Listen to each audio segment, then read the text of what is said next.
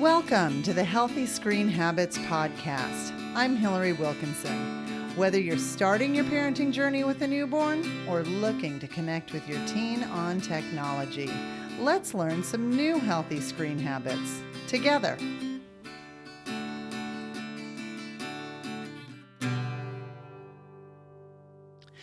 I learned very early when teaching and parenting to reserve my veto power for things that really matter. When a student or one of my own children comes to me with a request that I'm not sure about, I often use two magic words that help me do this. The magic words are convince me. This phrase serves to do two things. It requires critical thinking by the child doing the request, and perhaps most importantly in the moment, it buys me time to figure out how I really feel about what the request is. These words convince me also help retain respect for when I do say no. In short, this approach has served me well throughout professional as well as personal life, and today I am thrilled to both talk to, thank, and introduce our listeners to the person who taught me the power of using the phrase convince me. She's truly one of the OG. For the past 49 years, Barbara Coloroso has been speaking, educating, and teaching on parenting, creating positive school climates, bullying, grieving, explaining nonviolent conflict resolution, and more. She's appeared on the BBC, Oprah, and CNN, just to name a few. In fact, she told me she just got off the phone with our Attorney General, and I can't believe she's making time for us today.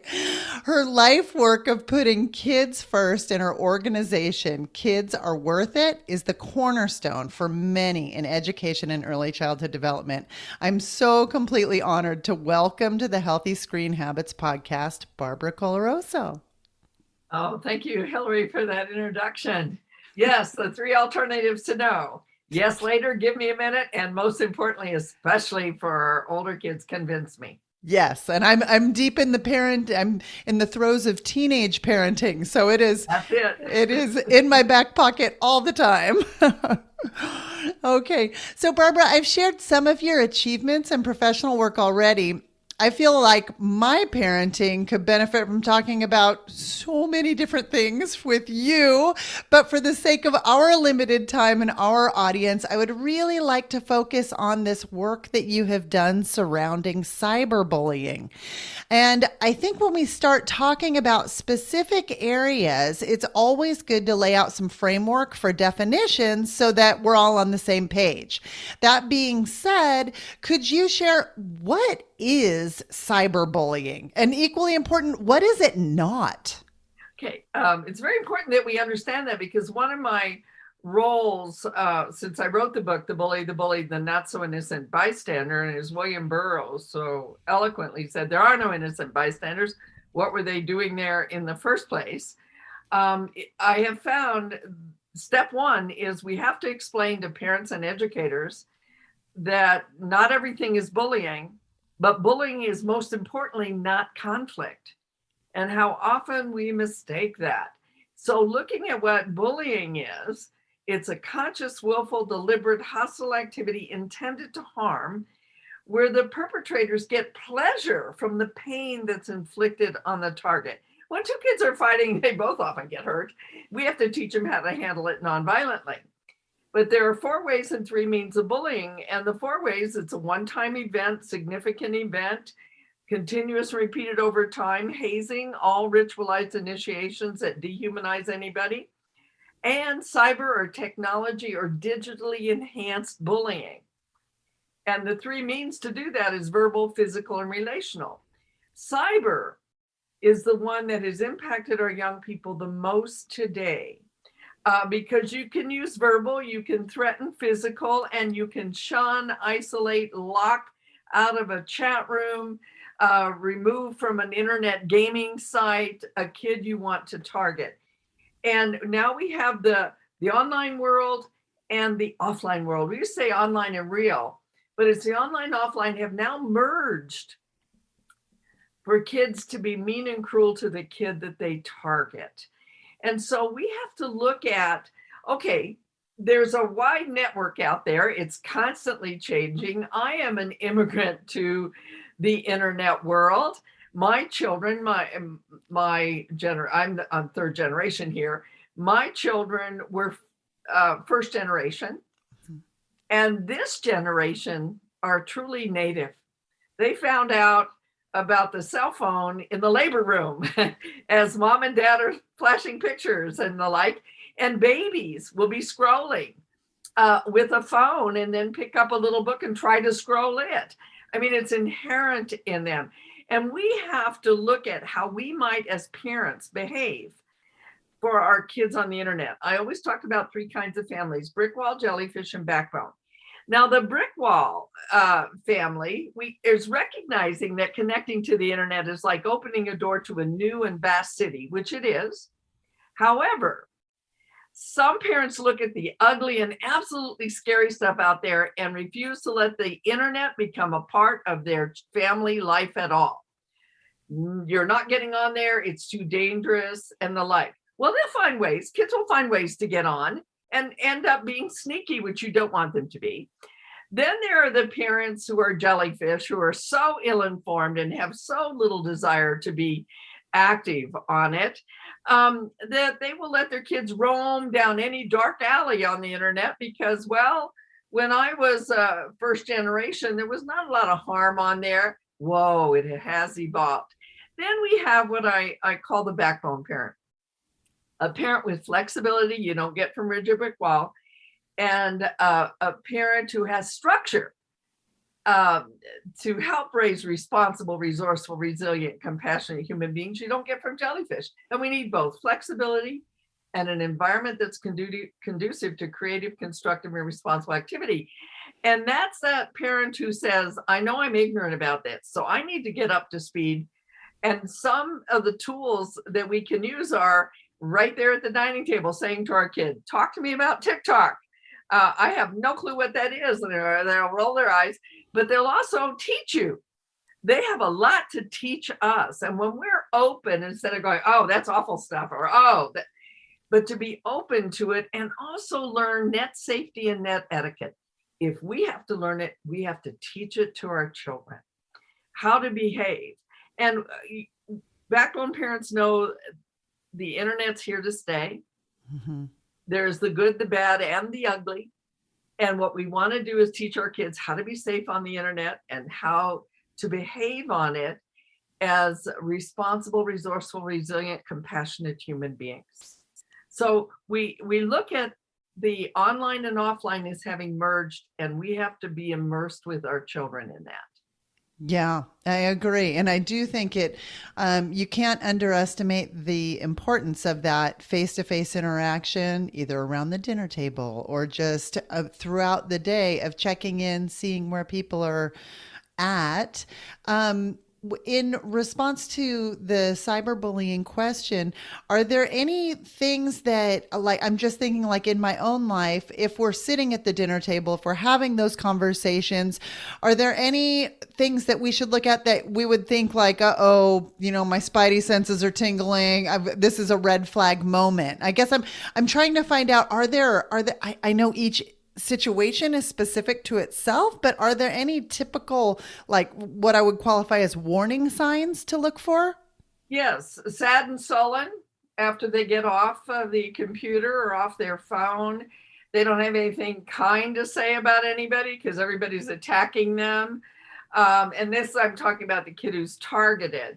Right. And they are not doing so well in school. And you say, but online targeting impacts a kid in the offline world as well. So we need to pick up those signs. But before we even do that, you mentioned the dinner table. The backbone parent has some structure, like no phones at the dinner table. This is our cell phone free area to be able to communicate. And talk face to face. So kids learn to read what they're not getting on the cell phone, to read body language, to read a hurt in somebody's voice and recognize that. Because that's one of the pitfalls online that kids will often miss. They express something, but it wasn't intentional. that you diss somebody, but you did because of the way you said it. So having some limits. And one thing I want to absolutely get in here is no cell phone in their bedrooms. Absolutely. And my secretary once said, my son we got a call from the teacher, he's falling asleep, but he's going to bed early. Of course he was. I said, where's his phone? In the room. I said, well, put it in your room and then find out what's going on. Well, he was communicating with kids in Japan.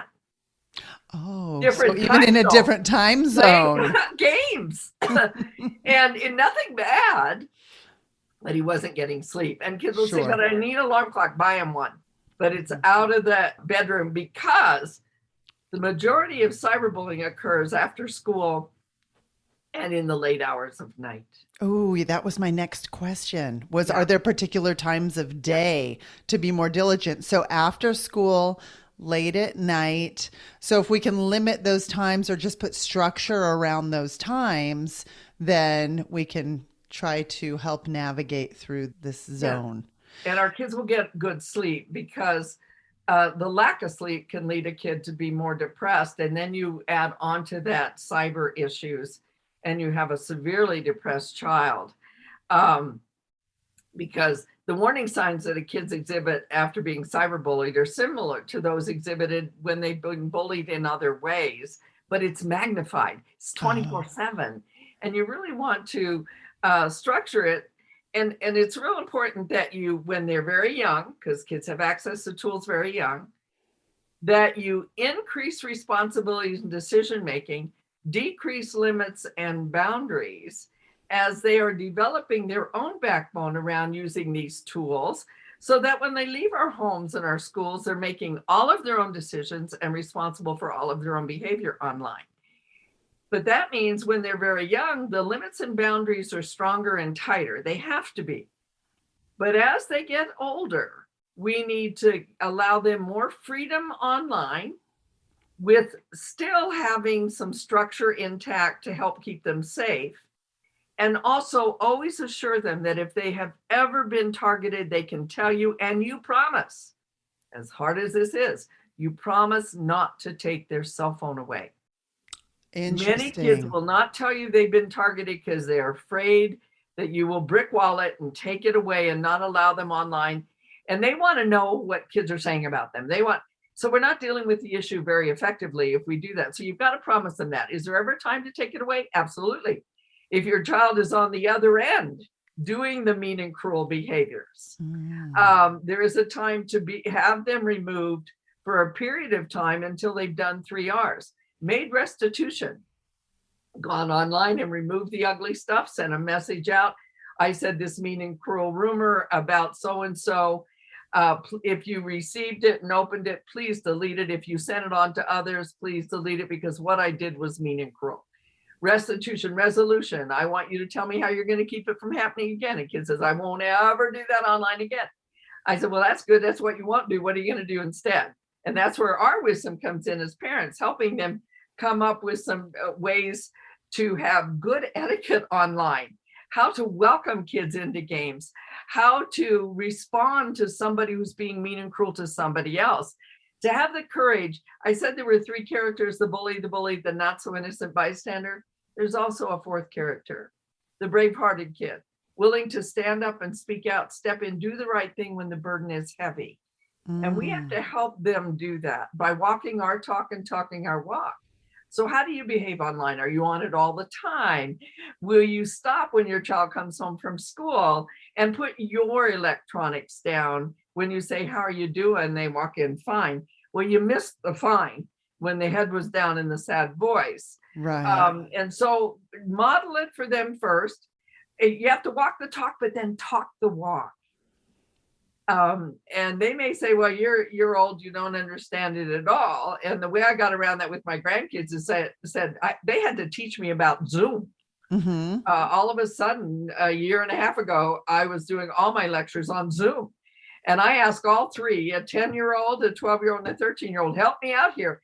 And the 10-year-old thought it'd be kind of cute to make me into an owl because I'd be a wise teacher. And I said, not this time. But they were so helpful. And they enjoyed it. But while they were doing that, I was also teaching them about safety online and the etiquette online. Every moment can be a teachable moment with them. Now, you might have a kid who wasn't targeted, but also didn't instigate the bullying, spreading a rumor, but helped spread it. Right. They're one of those not so innocent bystanders, or looked at TikTok and laughed at the young girl in the lunchroom who was videoed being excluded. I want them to know you're part of the problem too. Now, what can you do to heal with that person that you harmed? But I didn't do anything. I only laughed at. Laughing at somebody's pain is hurtful. Right. And can you kind of talk about what happens to a school or a community when that online bullying kind of proliferates like that? I know you and I had spoken before about examples that you'd had. Yes, it destroys community. Martin Buber said, I am I and you are thou, and we have a common humanity. That's the we. In bullying, whether it's online or offline, it's making somebody into an it.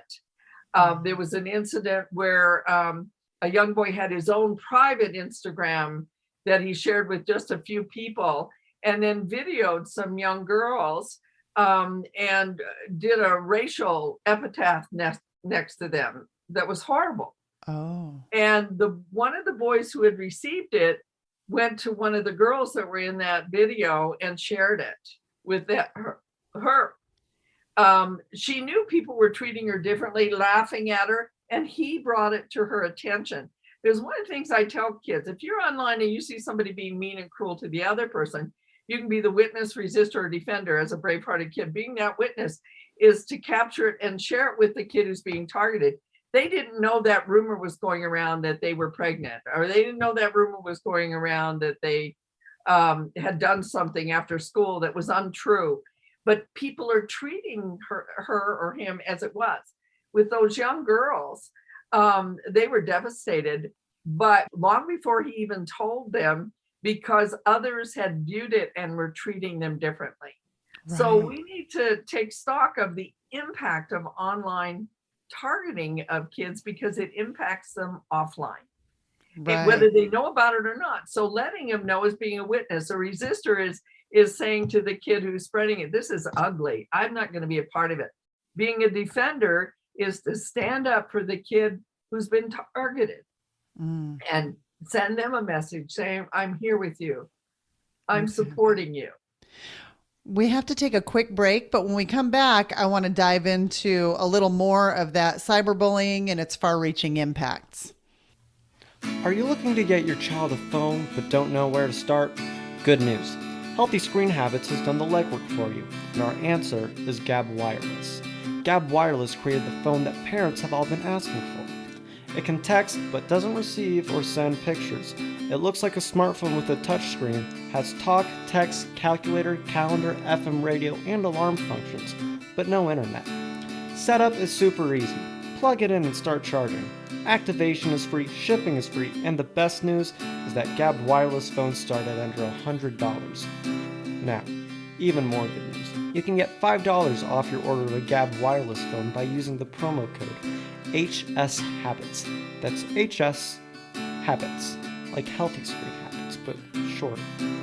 You can find a link to Gab Wireless under the Tools tab on our website at www.healthyscreenhabits.org. Press and hold the tab menu and look under Products We Endorse in the drop-down menu. My guest is Barbara Coloroso. Before the break, we were talking about the impact that cyberbullying can have on the greater community. Now, Barbara, being the author of 6 international best-selling books, including the latest edition of The Bullied, the Bullied, and the Not So Innocent Bystander, places you in this really highly qualified position to talk about the ways and means of bullying. And I know there's no set pattern for how it looks every time. You've shared some of the experiences that you've had. I also recognize that we want to believe in our in our core that our children would be those brave hearts. But that being said, I'm not so naive as to think that my kids are immune to causing this type of hurt. And I come from a place of believing that knowledge is powerful, and I truly believe that education saves lives. So we work to build empathy and create connection with community and friends. However, I think equally important is the information and education on the ramifications of engaging in the bullying behavior. And I know that you get called to be an expert key witness in many legal cases. I was wondering if you could share, just so people understand, what are some of the legal ramifications and outcomes that you have seen within the work that you do? Well, in terms of cyberbullying, quite a bit, because again, it affects the offline world as well, where a kid is relentlessly targeted.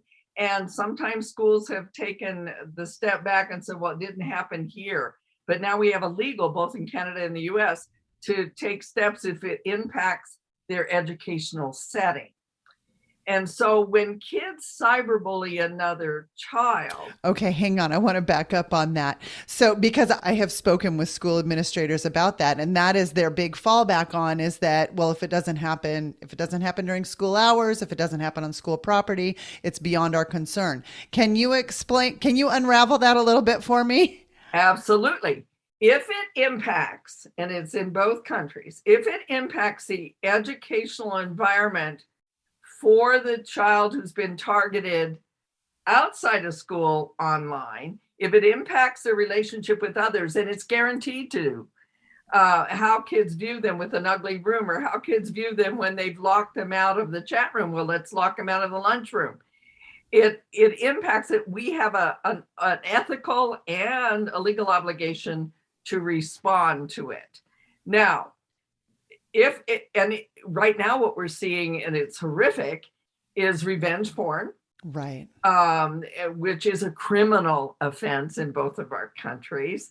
And that's where you post pictures of a sexual nature that were non-consensual. And if you're under 16 in some places, 18 in others, and you posted it, whether it was consensual or not, there is a possibility that you could become a sex offender in your criminal charging of that. And now we're getting even more involved in racial and sexual bullying, escalating to a hate crime. And so what we're saying is we need to make this a safe environment online and offline for young people. Canada had that Amanda Todd story where she was targeted by someone from Europe, but her classmates received the same pictures and they targeted her. She moved to a different school. They had those pictures within 5 days, compliments of the guy in Europe. Now, that didn't happen on school time, but it impacted her profoundly. Of course. Their relationships. So these are serious things. And what we need to help our young people do is a very simple way to respond. If you respond to the cyberbully in any way, whether it's passive or aggressive or assertive, it often makes it worse because they will continue it. Whereas offline, if you have an assertive comment, that was mean, that was cruel, I don't need this, I'm out of here, it has an impact. But online, it doesn't as effectively. So I use the simple SCBT, stop, don't respond back as much as you want to. Copy it, because it may not be there when you are reporting it to somebody, it's disappeared. Copy it, block it. Although I want to remind kids, it's never gone. There is always metadata backing it up, and the footprint is still there. Right. And just to be clear, when you say copy it, that means like take a screenshot of what has happened. Okay. Yes. Block it. And if you don't know how to do it as a parent, ask your kid. Right. And if they don't, there's always YouTube. YouTube is a great source of information. Yeah, and Common Sense Media has phenomenal resources online for any parent who's really struggling with this. I refer to them often. And then the last one is to tell a trusted adult. So you as a parent need to be assured that you have informed your children that they can tell you anything, the good, the bad, and the ugly. And I think that key component goes to what you were talking about earlier with they need to know that they can tell you without the ramification of their phone getting taken away, because that will force them into a position where they are no longer comfortable coming to you as an ally. Because they're afraid you will take it away. And this is part of their life. But we want to maybe perhaps help them block certain people, get them engaged in other online communities, and then also report it to the online sites. And I know there's a lot in the news about how they've not responded and the like, but again, in both of our countries, people are saying, wait a minute, we have to do more. Raffi, this great singer. Yes, Raffi has been a strong advocate for holding these platforms accountable, that if you are going to allow students on it, young children on it, you have an obligation. We have an obligation to help our kids, but you have an obligation to help make it safe. You have the tools, you have the finances, and you have the skill. Yes. And so we need to not just say, oh, it's all up to just us, because we cannot. New things are coming online so rapidly that we need to be active ourselves, just as Raffi is. Go online to Raffi, you'll find him, and how he has actually been very involved. I had no idea. I just know of Raffi from sing-along days in the car. I don't know. He has a whole thing about treating children with dignity and regard. And he's taken on the big companies about, okay, what are you doing? Because truly, often police will say, we don't know what to do. They will say that we never even knew about this. Some of the trends that have gone on that are horrible about suicides and the like, we can't all keep up with it. So we need the help of the big companies that are benefiting from this. Okay, we have to take a short break, but when we come back, I'm going to ask Barbara Coloroso for her healthy screen habit. Hi, I'm Amy Adams from Healthy Screen Habits. I have the privilege of running Book Club, and we invite you to join us each Friday over on Instagram at Healthy Screen Habits, where we discuss books that will help us create healthy screen habits for a balanced life. We have a book that we do every couple months, and we hope you'll join us and enjoy and learn and grow with us. I'm talking with Barbara Coloroso, creator and founder of Kids Are Worth It, an organization whose mission is to contribute to raising responsible, resourceful, resilient, compassionate human beings who can stand up for themselves and others and respects the rights and essential needs of others. I want to be that person. I look at that and I'm like, that's not just a mission statement for an organization. That's like a personal mission statement. I feel like that exemplifies the best of humanity. And how do we get there? Well, I'll go back to walk your talk and talk your walk. So how do you treat hired help? How do you treat somebody moving through the grocery store a little slower than you'd like them to? How do you treat the new neighbor who looks different, who has a different language as their first language, who eats different foods, has a different faith tradition? Your children are watching. Yeah. And offline, how do you treat the bigoted relative at the family gathering? We all have them. Yes. And if they tell a bigoted or racist comment, or you've seen something online that they've shared with your child, are you willing to stand up when it's uncomfortable to do? Are you willing to say that was bigoted, that was racist, that was sexist, and I don't need this? Even when your mother comes and said, look, it's Uncle George, he's old. Old is never an excuse for bigotry and intolerance, online or offline. And we see so much of this online today between adults. And now we have adults targeting kids at school board meetings as they're going to school with their masks on and the like. And so we have to stand up and speak out for our young people. When you stand up at the dinner table and say, that was a bigoted comment, I don't need this, and your mother says, but it's Uncle George, can you say, it's not about age. It's never appropriate to make those kind of comments, those bigoted racial or sexual comments. And you've stood up, you go in the dining room, everybody shuts up. But the chance of your child being that fourth character, that brave-hearted kid, online and off, because they've seen you do it. It's okay to share with them that you found something ugly online and this is how you're handling it, that you're blocking someone because of the negative things they've said, or you've responded back. You walking your talk has a lot more impact on young people, even though we think in the teen years, oh, we're losing them. No, they're still counting on us. We are their parent before they reach puberty. They're model and their guide during puberty. And then in adulthood, hopefully you become a good friend. They do pick out your nursing home, And so we don't want to be a friend to them in the teen years. We want to be their model and guide. If you need a friend, find somebody your own age. But we need to be there and show them. We have to be actively involved in the online world that they're involved in. I love that.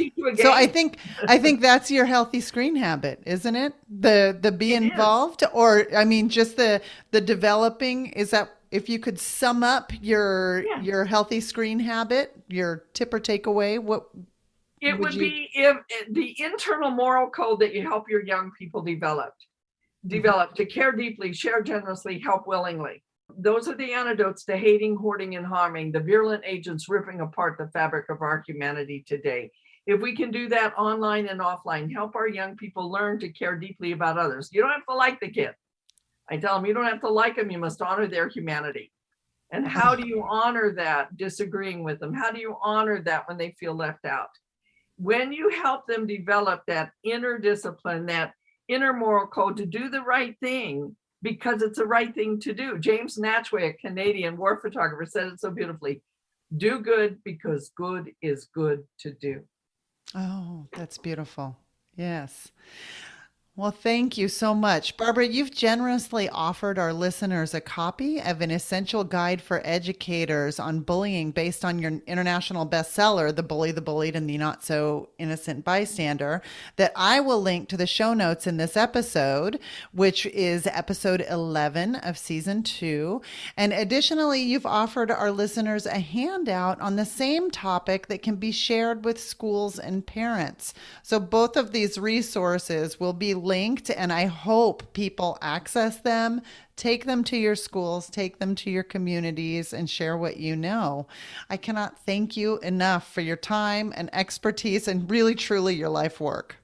Thank you, Hillary. And I want to thank you for giving me the opportunity to share it. I believe this next generation is going to make a world of difference, making it a more deeply caring place. For more information, you can find us on Instagram and Facebook at Healthy Screen Habits. Make sure to visit our website, healthyscreenhabits.org, where you can subscribe to the show on Apple Podcasts or via RSS, so you'll never miss an episode. It's free, it's fun, and you get a healthy new screen habit each week.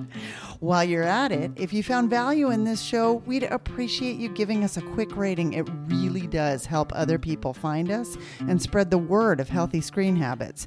Or if you'd simply like to tell a friend, we'd love that too. I so appreciate you spending your time with me this week, and I look forward to learning more healthy habits together.